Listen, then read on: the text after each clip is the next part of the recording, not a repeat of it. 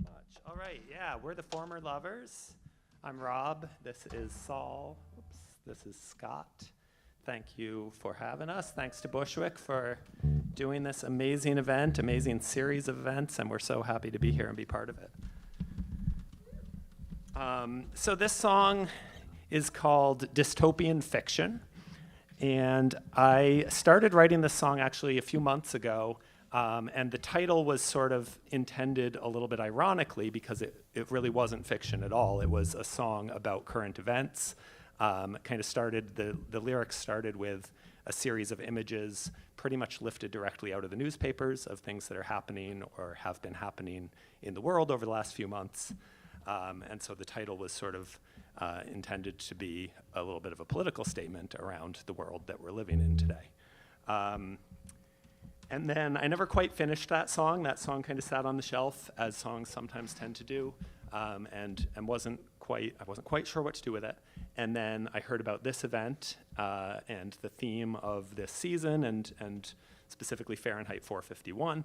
And so I picked up Fahrenheit 451, and I started rereading that book, which I hadn't read probably in about 20 years. So it was, of course, it's one of, in my opinion, one of the greatest works of dystopian fiction, sort of like the epitome of that form. And so I was inspired to go back to the song and sort of rework the song I had already started a little bit in conversation with Fahrenheit 451. And what I was really struck by in rereading the book is that, I remembered it from reading it 20 years ago as a really scary book. I really was struck at that time by just the hound and the fire and people burning alive. It was just an intensely frightening book. But rereading it this time, of course that's all there, but I was also just really struck by the beauty that is there alongside the fear and the intensity and the power that language has, the power of poetry and of literature to sort of do something important in the face of fear and hatred and destruction. So this is a song that I wrote, as I said, kind of weaving those things together. So it's inspired by Fahrenheit 451, but for me it really is a song about the world that we live in today and the ways that it maybe resembles the worst fears of Ray Bradbury in some frightening ways, but also the ways that art and music and literature and creativity have the power to overcome and to push back against fear and destruction. And there's audience participation. So when we come to the end of the song, it's right at the end of the song, I want to invite you all to join in. And I'm not going to say too much about what it is because I think you'll get it when we get there. But there's a sort of a sing-along. It's really sort of a chant. Feel free to, you'll hear it. You'll know when we're there. Join in the chant. There's also clapping if you want to chant or clap. If you can do both at the same time. Or pick one or the other, that's totally fine. But I'd love to get everybody in the room kind of making some noise and helping us out with the finale of the song. All right. I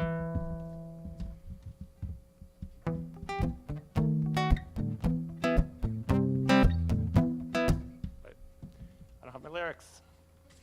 I gotta switch the page.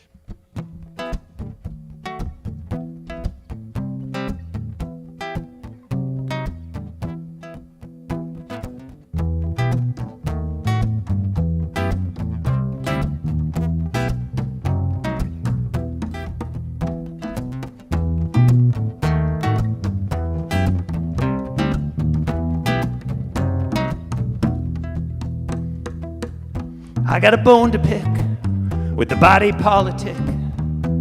What the fuck is wrong with you? I got a crystal ball, but I don't need it at all to see my worst fears coming true. And when they pull us from our houses, drag our bodies through the streets, the television audience suspends their disbelief. I got a bone to pick. I ain't the man you think, but I gotta throw a brick or two.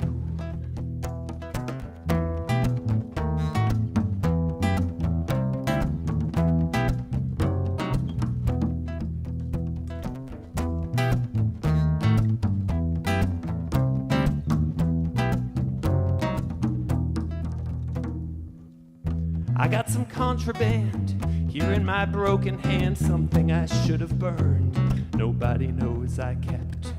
I got 3 television screens, a bottle of kerosene. She struck the match, she reached out with contempt. And when you told me that you loved me, I just smiled and looked away, while the television audience gets blitzed on gin and lemonade. And hey, what the fuck is this? You're gonna die for it. I put it in your pocket while you slept.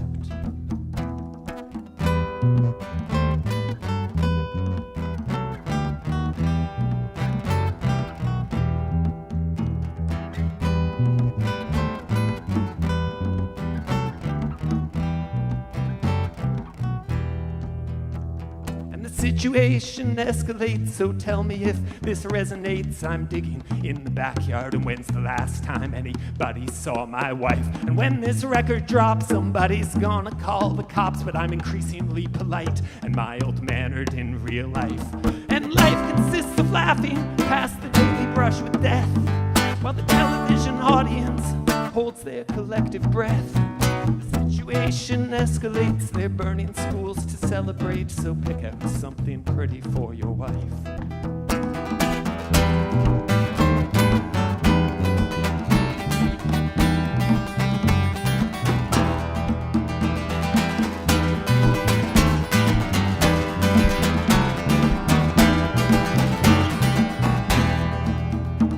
My thoughts no longer make the sense. The dogs climb the electric fence. A solemn man is knocking on the door to my room.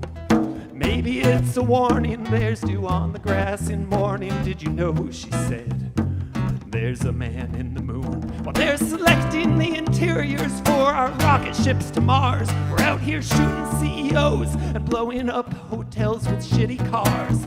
Don't start applauding, the television audience is out there chanting, none of this is real, none of this is real, none of this is real, none of this is real, none of this is real, none of this is real, none of this is real, none of this is real, none of this is real, none of this is real, none of this is real, none of this is real, none of this is real, none of this is real, none of this is real, none of this is real, none of this is real,